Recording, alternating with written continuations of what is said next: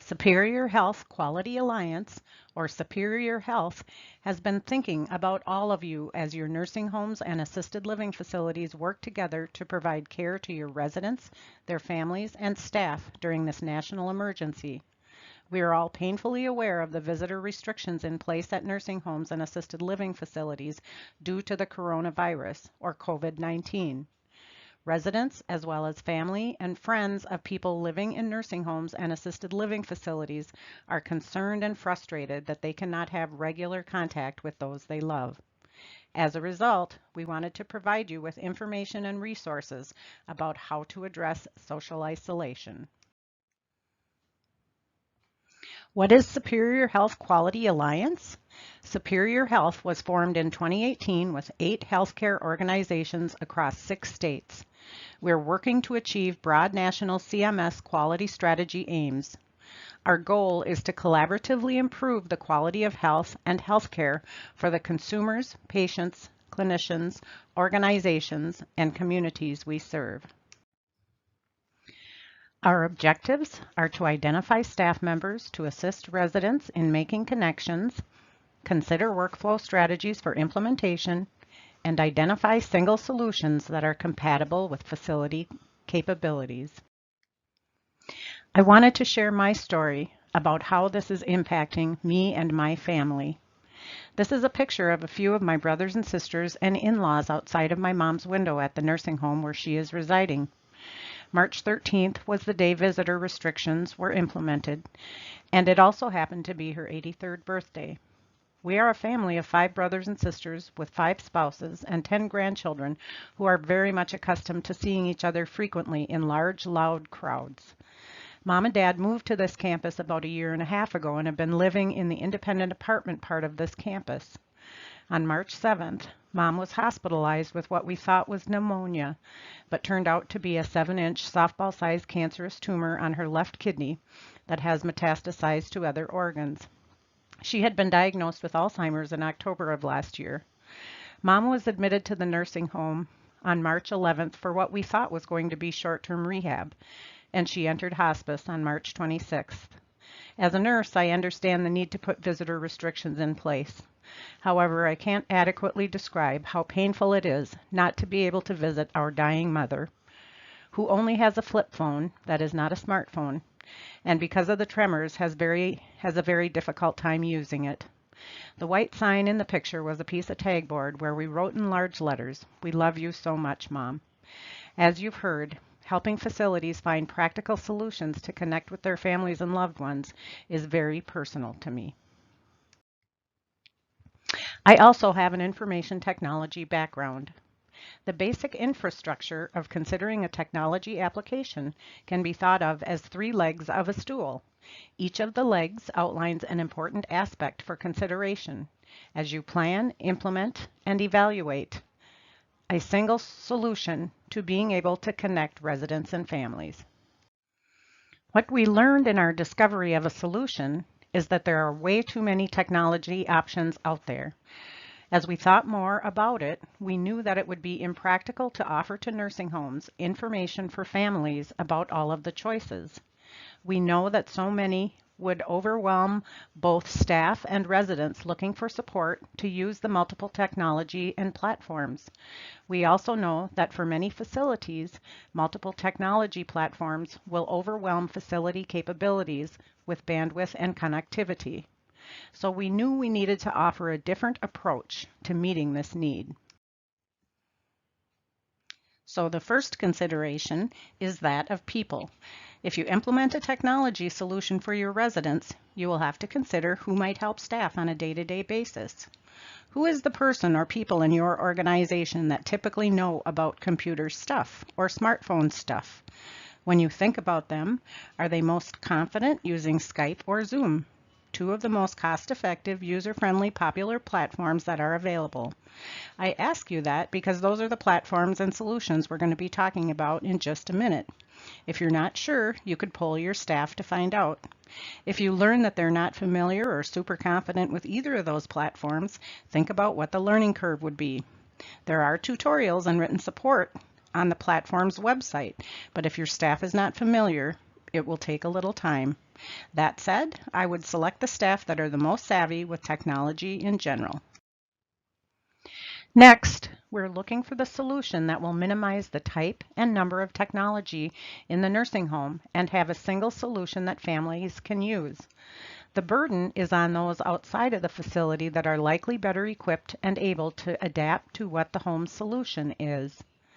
When we look at the processes part of the infrastructure in our current environment, you should think how it might be used now and how that might change if and or when the coronavirus hits your facility.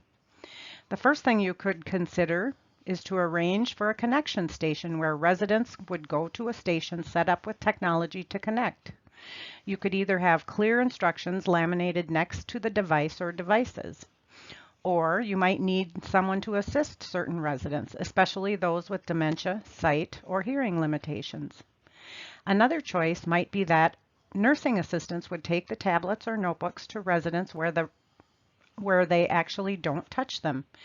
You might have to consider scheduling times with residents and families versus doing them as a part of their regular care. Again, thinking ahead before you implement anything and consider what might have to change if and when residents get the virus. By facilities choosing a single solution, facilities will tell family what solution they are using and then leave it to the families to get their own technologies to connect, including needing to download appropriate apps in the case of tablets and software in the case of notebooks.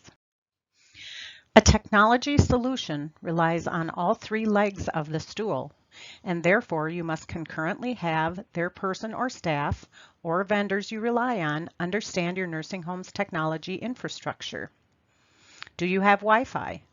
Do you have cellular network options? Optimal would be both, but reality says that that won't be true for many nursing homes or assisted living facilities. Look for sanitizing friendly tablets or notebooks or notepads. You can check your bandwidth at this URL listed here. Someone in your organization must understand the bandwidth in your facility. They can review bandwidth requirements from each of the solutions listed in slides 12 and 14, and I'll show you that just in a minute, and then make recommendations to you from an IT perspective. If you don't have an IT available to you, you can think about questions like, how do cell phones work in your facility? Are there parts of your facility that seem worse than others? After you determine what your Wi-Fi or cellular access and bandwidth is, you can then determine whether or not it will support running the applications such as Zoom, Skype, or whatever solution you choose. We should mention that depending on your facility limitations, these technologies might not work for everyone. As I mentioned, we are suggesting a single solution.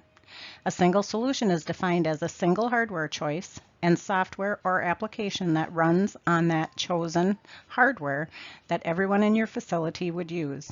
This creates efficiencies in the staff's ability to assist residents to connect to family and friends. We are suggesting, not endorsing, the platforms of Skype and Zoom to consider for your organization with a tablet or notebook. These suggestions are compatible with devices of varying brands. For example, an Android phone or an iPhone can be used with both platforms. The Skype or Zoom applications can be installed on a smartphone or tablet and also can be used on a laptop. In addition to Skype and Zoom, there are services like Free Conference Call. I'll share a bit more information about these three solutions in the next few slides. My personal experience with my family and connecting with my mom has been to use Zoom, and it has worked great for us. We are also providing you with a resource guide for both Skype and Zoom that describe in more detail what the solutions are, basic system requirements, cost information, and other information that might be helpful. This slide describes the bandwidth requirements for Skype. This would be something your IT folks would need to help determine the best solution. As a general rule, bandwidth requirements are lowest with voice calls, which have no video, and demand more bandwidth with the addition of video and a number of concurrent users on a single call or session. As a rule of thumb, you need at least about 2 megabytes per second for most of these solutions to enable one-on-one video calls, and the requirement goes up with the addition of multiple users. Here's the same thing for Zoom. Again, bandwidth requirements for Zoom. As you work through the 3 legs to determine what will work best for your facility, what can you do today? Free Conference Call is a phone conference service that works for every type of phone, both landlines and cell phones. You do need an email account to set up the account and receive your conferencing information, but the information asked for is very basic. Conference calls are free. The only charges might be domestic long distance rates as determined by each caller's long distance plan.